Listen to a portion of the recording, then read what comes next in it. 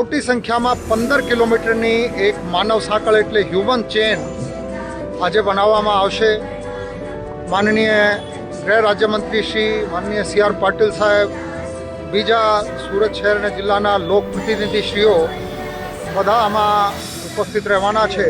ભારત જ્યારે વિકાસની બધી દિશાઓમાં અભૂતપૂર્વ પ્રગતિ કરી રહ્યા છે ત્યારે માનનીય વડાપ્રધાનશ્રીના સંકલ્પ પ્રમાણે ક્લીન ઇન્ડિયા, ફિટ ઇન્ડિયા, એની સાથે સાથે સેફટી, સિક્યોરિટી, નાગરિકોની સલામતી એટલે સેફ સુરત.